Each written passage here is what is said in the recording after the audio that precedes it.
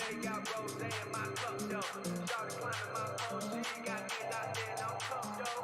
Cocaine in my nose, got rose in my cup though. Started climbing my Porsche, got me locked in on cup though.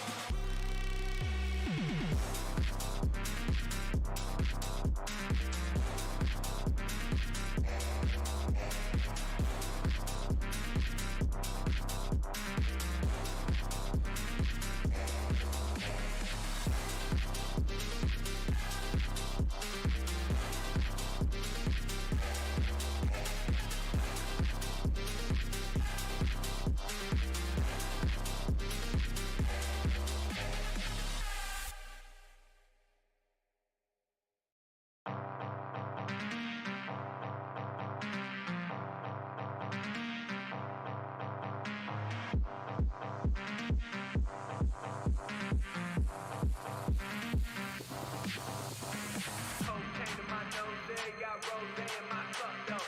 Started climbing my Porsche, got me locked in on cup though. Cocaine in my nose, got rose in my cup though.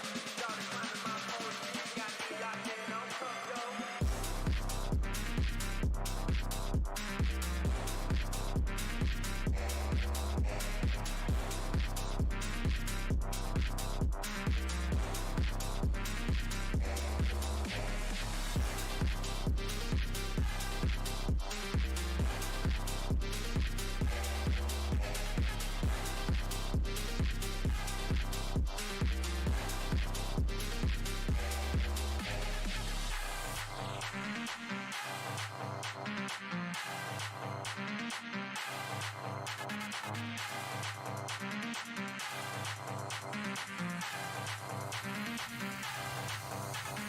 Cocaine in my nose, got rose in my cup though. Started climbing my Porsche, got me locked in on cup though. Cocaine in my nose, got rose in my cup though. Started climbing my Porsche, got me locked in on cup though.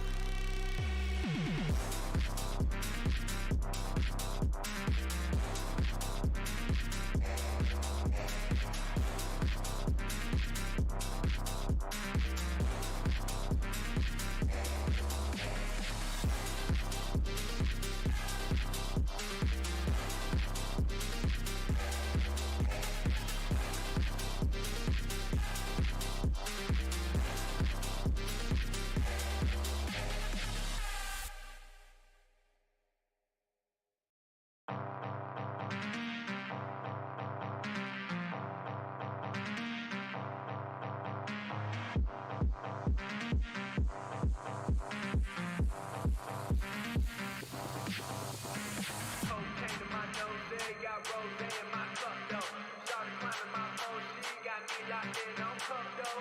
Cocaine in my nose, got rose in my cup though. Started climbing my Porsche, got me locked in on cup though.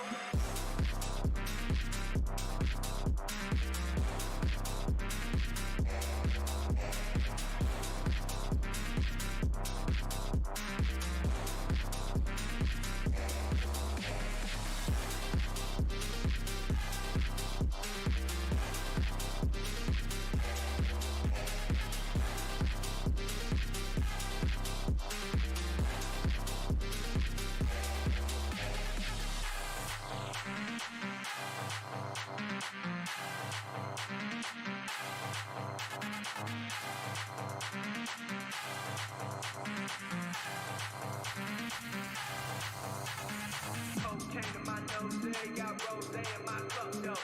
Started climbing my Porsche, got me locked in on cup though. Cocaine in my nose, got rose in my cup though. Started climbing my Porsche, got me locked in on cup though.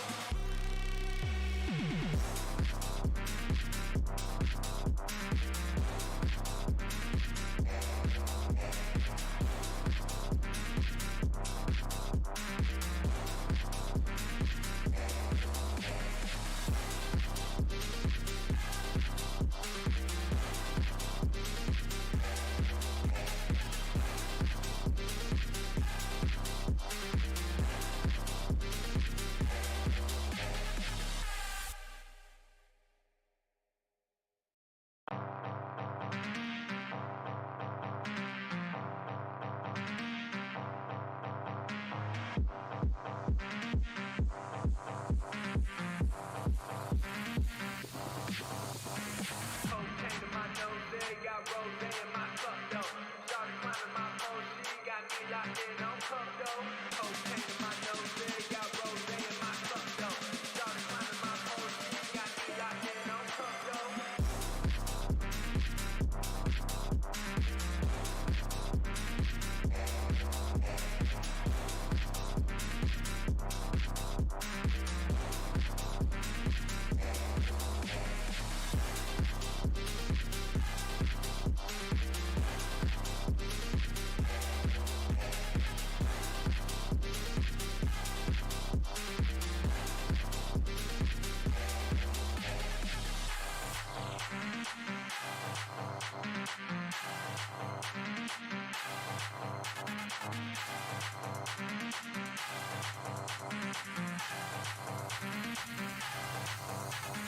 Cocaine in my nose, got rose in my cup though. Started climbing my Porsche, got me locked in on cup though. Cocaine in my nose, got rose in my cup though. Started climbing my Porsche, got me locked in on cup though. Cocaine in my nose,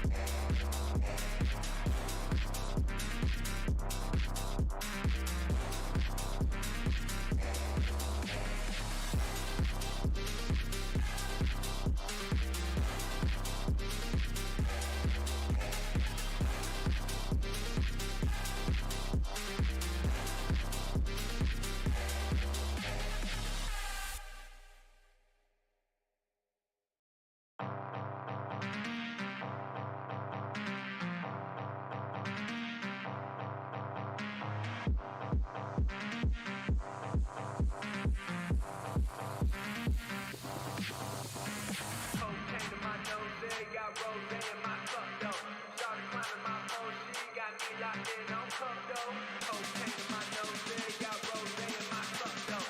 Started climbing my Porsche, got me locked in on cup though. Cocaine in my nose, got rose in my cup though. Started climbing my Porsche, got me locked in on cup though.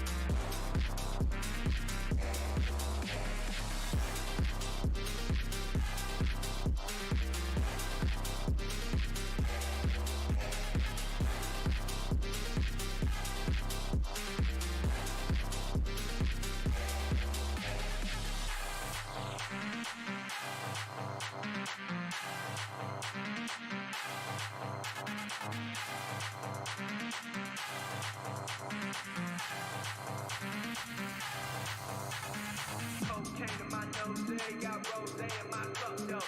Started climbing my Porsche, got me locked in on cup though. Cocaine in my nose, got rose in my cup though. Started climbing my Porsche, got me locked in on cup though.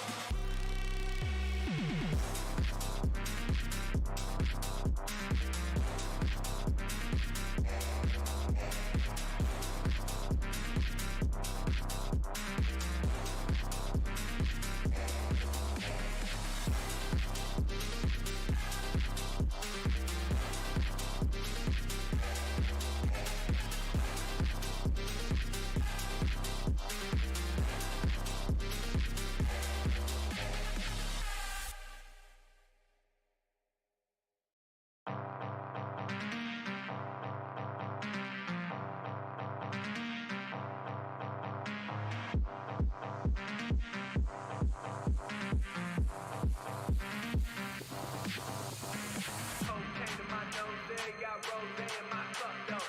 Started climbing my Porsche, got me locked in on cup. He's neck and neck with Lewis Hamilton. Vettel is alongside and ahead. Look at that! How then? A colossal that's very Hamilton's going to try again. This time on the inside and continental. Oh my goodness, this is fantastic. Hello, ladies and gentlemen. That's the wrong screen. Hello, ladies and gentlemen. Welcome back to TOTL Motorsport. Already seeming that we're having technical difficulties here with the session starting in another minute. Meikle seemingly disconnecting for whatever reason. Okay, we're underway. Excuse me, I have just finished, well, I'm still not actually finished eating, but you'll hear me chopping away, I'm sure. So, it is Barcelona week. We have a new circuit layout, the removal of that god-awful chicane in the final sector, and it's now just the fast and flowing turn 13 instead, which so far has proven to be quite potent in moving people into DRS zones and past other people. It's made it so that overtaking is a little bit easier on this track, funnily enough. But yeah, it's hopefully going to be a very, very interesting race meeting as Randall hops out the pits first. We have 15 drivers today. A couple of drivers unable to make it for whatever reasons. But hopefully, with all of these guys, we have a good session today. A good race. Hopefully not quite as many safety cars as we had last week. And yeah, hopefully it's going to be a fun one. We've got a few faces that we haven't seen. At least this season. We have qualifying bans also, just to quickly point out. There is a qualifying ban for Leon. And there is also going to be a qualifying ban for Khan from instances that happened last race. So during the race, they committed various incidents, and as such, their penalty is a qualifying ban this week, meaning that they will have to start from the back. I'm going to take a chomp of my food now, so enjoy these laps.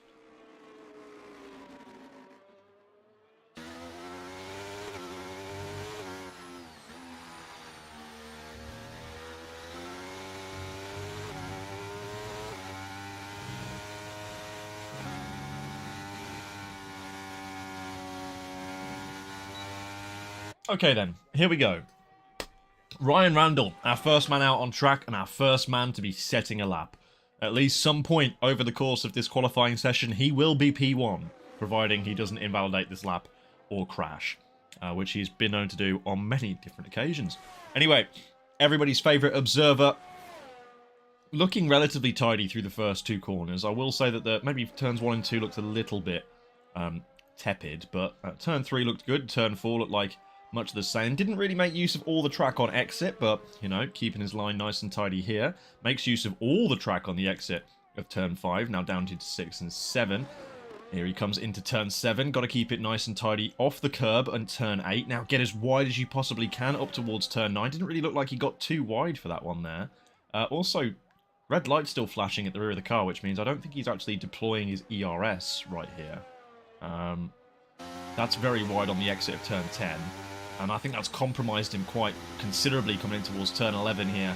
And then surely it will carry on and hamper him through turn 12. He's all up all over the curb. And now into turn 13, straight into the pit lane. Ryan Randall does not get to have his moment in the sun at starting, or at least being on pole for some point in this session. So, what about Jono? He's the next person around this track on a lap that looks very, very tidy through turns 12 and then 13. Slight lift, obviously just not quite the grip in the car or the track yet to put it fully flat through that corner. But 12.2 is the benchmark for everybody else to follow. It is going to be the Ferrari of Aaron Chard across the line next. He's going to set another benchmark of another 12.2, this time just 100th of a second faster than that of Jono. So, a decent start. We've had Joshua Johnston setting his personal best lap time here as well, 13.7. It's a 14.9 from Afro, who's done approximately 30 minutes of practice for this race. Only bought the game yesterday. My boy Michael, struggling. Jay Rasta slotting in with another 12. This time it is a 12.3. That's a pretty decent lap time, but in comes at the top Robbie Bell. One of the championship protagonists, you must feel, especially after his altercations last week with Carnosaur. He'll be wanting to make sure that he gets a huge advantage, starting on pole position here when Khan cannot. But EOJ, Joseph, coming in with an 11.7. My man must have been putting in some practice because he has just blown the rest of this grid out of the water provisionally.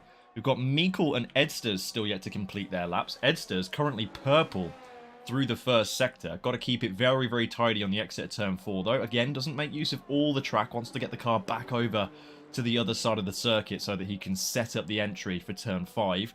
Down the hill into what is turn 6, even though it's not really much of a corner. Turn 7, turn 8, very, very easy to get wrong and absolutely butcher your entire lap there, really. But so far, it's looking pretty clean here for Edsters. He's going to have to negotiate the Alpine on the inside. It doesn't really hamper him all that much, so he'll be nice and clean. Not a purple Sector 2, just to be clear.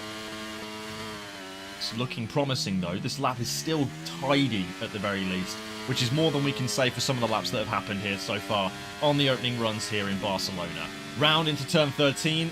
Slight lift, if I'm not mistaken, that might have even been an upshift. I heard the revs certainly leap. It could have just been an audio bug. Either way, a 12.3 is the benchmark set by Edsters this time around. He's going to leave him in 5th place, just ahead of that of Jay Rasta, and ahead, just behind, sorry, of Jono, Aaron, Robbie Bell, and EOJ. So, first run's completed. Out of the pits comes Randall on his outlap. He's on medium tyres, even though he can use softs for the entirety of this session. But he's electing for the mediums anyway. Maybe he wants to do a bit more running than just one lap. We'll see.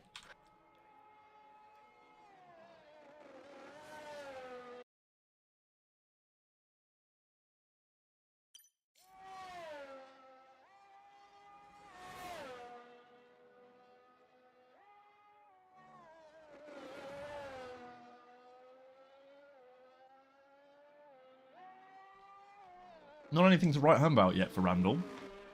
21 seconds through the first sector is a little bit off the pace. Let's see what he is coming through the second sector here. Has to get to that DRS straight. Oh, that's messy. That's got pretty wrong there. Got it a bit wrong under braking, and as such, seems to have impacted him on this sequence of corners. Not really on the limit there either, up towards turn 9. But now, on the exit of this, yeah, not a sensational time at the moment. I believe we're looking at 50 second sectors rather than a near 52. So he's kind of off the pace here. Now through turn 11, up through turn 12. Just commit, keep it brave, nice and steady on the curb. Nice. Now turn 13, much the same. Bigger lift there than we've seen from most people. As you can see, didn't have the power to go straight towards the curb. It is still a 1:13.5 though for Randall, so not terrible. Still has quite a few notable names behind him at the moment. Joshua Johnston, Lee Burnsy, and Afro and Zenik, of course, who has not set a competitive lap time as of the moment. Yeah, still all these guys ready to set some times. Sector 2 here for Jay Rasta is just harvesting some battery, but he'll be starting a lap, I imagine, shortly.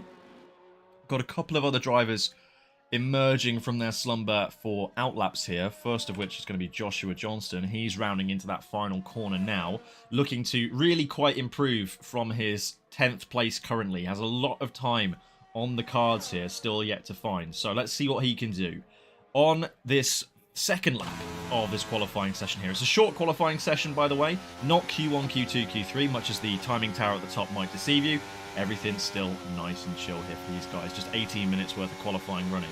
Keeping it a little bit wide of the apex in turn 1 and a little bit wide of the fastest line through turn 3. Rear's getting a bit out of shape there for Josh, as he can't quite get it nailed through turn 4. It's been a scrappy opening to the lap here, if I'm being honest with you.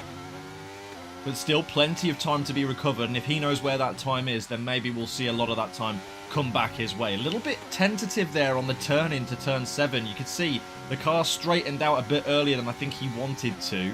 Anyway, turn 9 looks pretty clean there.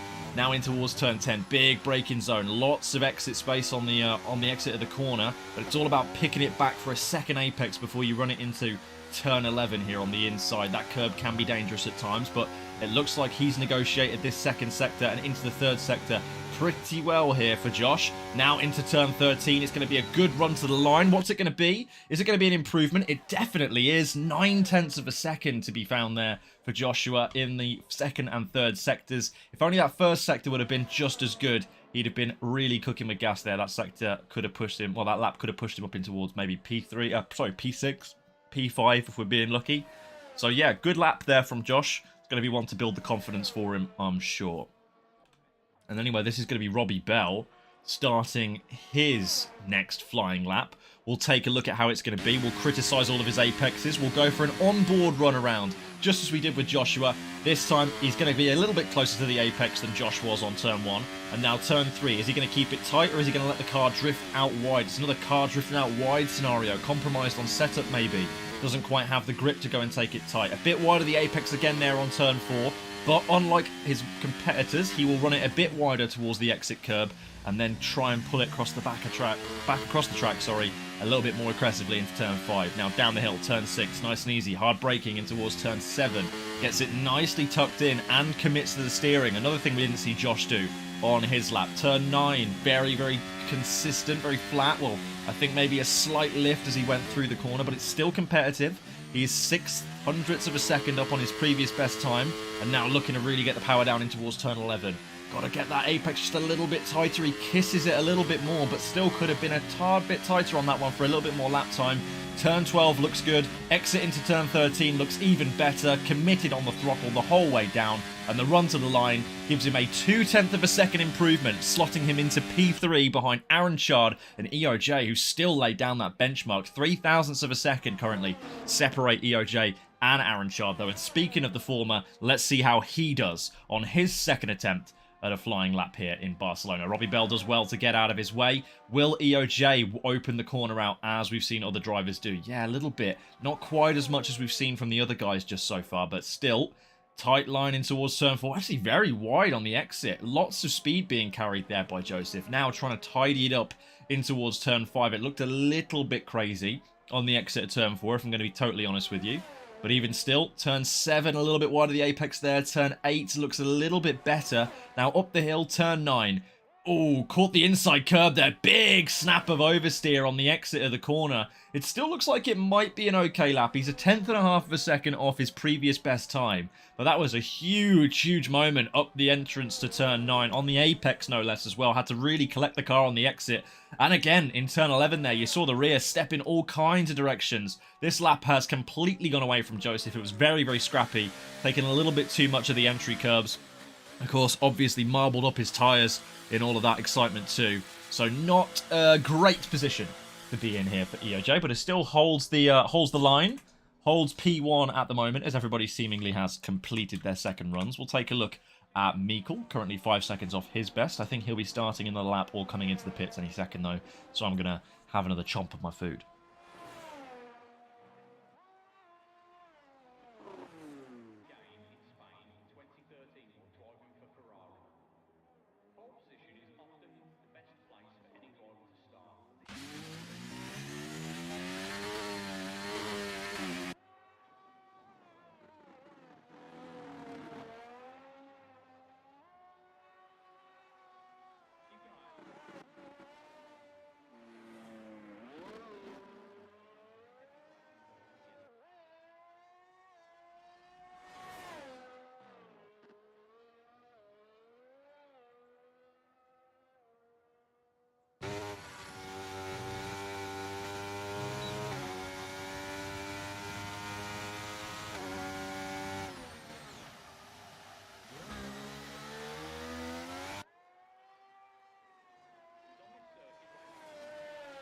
So then, with 5 minutes left on the clock, we have one man out on track here who's about to be coming in. He's just set himself a P3 lap time. That is Zenik.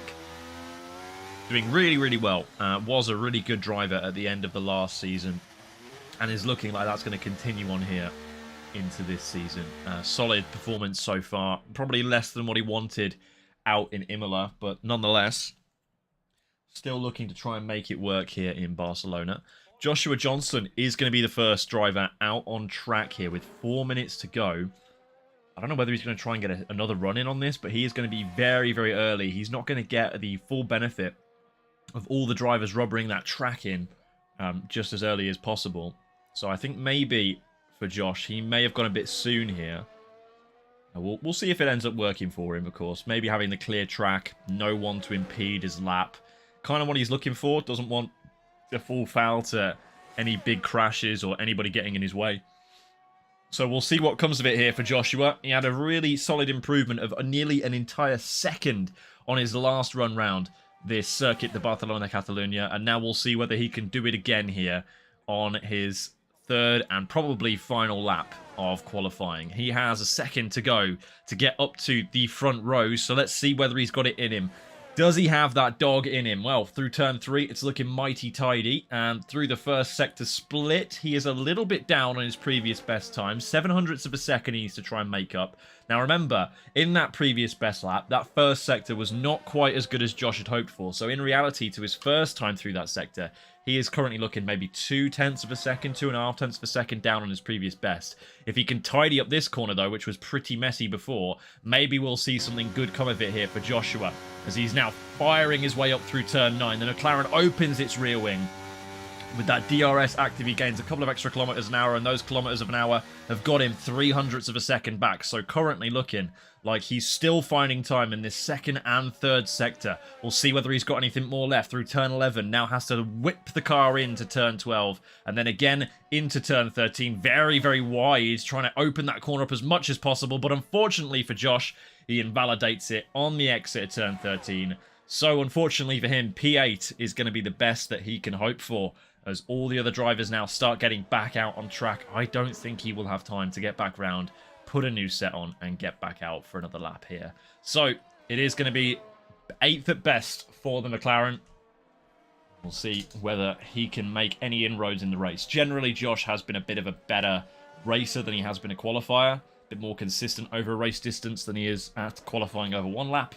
So we'll see whether fortune favours him on this particular run. Anyway, first to start a lap here is going to be Zenik. He was first out of the pit lane, and he's going to be first to try and lay down the gauntlet for pole position. EOJ set a lap earlier on that nobody has been able to lay a glove on as of yet, but it is a purple Sector 1 here from Zenik. Fastest out of everybody, but there's a lot of traffic coming up here in turn 5. Just hopefully he doesn't get caught out by it, as they are all barreling into what is ultimately going to be a big traffic jam area of the lap.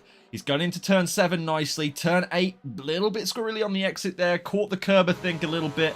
Doesn't catch the curb on the inside of turn 9, though, this time, and is now going to barrel his way down this back straight. There is an Aston Martin that may be arriving on the scene a little bit too slowly for what Zenik is wanting here. He's caught up in this train of cars really, really heavily, and he has binned it, unfortunately, for Zenik. That is not what you want to see. At the same time, though, I feel a little bit of spatial awareness from the cars in front could be due. He was on a hot lap. He had a lot of traffic out in front of him. They were all dawdling on each other's back. So maybe a little bit of awareness could have done them a world of good. As he goes and tries again, though, marbles on his tyres, battery probably not fully restored. He's going to have to try and give it another shot just to see if he has any chance at improvement. Anyway, let's hop on board with Aaron Chard. He's up by 0.04 of a second at the end of the first sector, but looks like he got the entrance to turn 7 there a little bit deep.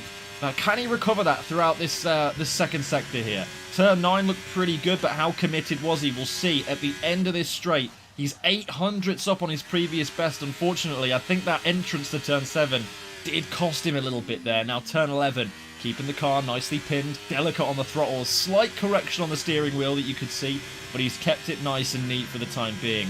Now, into turn 13, car nice and stable through there. Loves it when it can squat down to the floor a little bit lower, and he's just 100th, nearly 200ths of a second off of his previous best time. Aaron, best he can hope for right now is P2, and there goes P1 for Robbie Bell. A sensational lap, and even better that he's now finally usurped the time of that of EOJ, who is over a 10th up throughout the first sector, but it's all gone kinds of wrong on the exit of turn 9 there. He has lost all of that time and more. Jono has slotted it into pole position. There's going to be no improvement here from EOJ. Edstas is probably the only person who can try and slot in a lap, but even he's dawdling off track now. Randall, are you going to be the secret man to try and take away qualifying glory? Somehow, I don't think it, but if it happens, it'll be absolute limbs here in TOTL. Ryan Randall comes across the line to pull a lap time of 1:12.7. It is going to slot him into P9, an 0.8 of a second improvement. It is a great lap from Ryan Randall, much improved from last week. But the man of the hour is Jono. The reserve driver, Johnny Nicholson, comes in the Haas, the car that he loves, and has slotted it on pole here in Barcelona. Bell will be incensed, of course, because he wants to make sure that he's getting a good championship lead here. And he's got a reserve driver in his way who's going to fight him tooth and nail for the victory and potentially hold him up as Khan charges from the back of the grid through the field. That's going to be a tough pill to swallow if you are Robbie Bell, but he's going to have to try and find a way to fight. I believe in him. Certainly got the talent.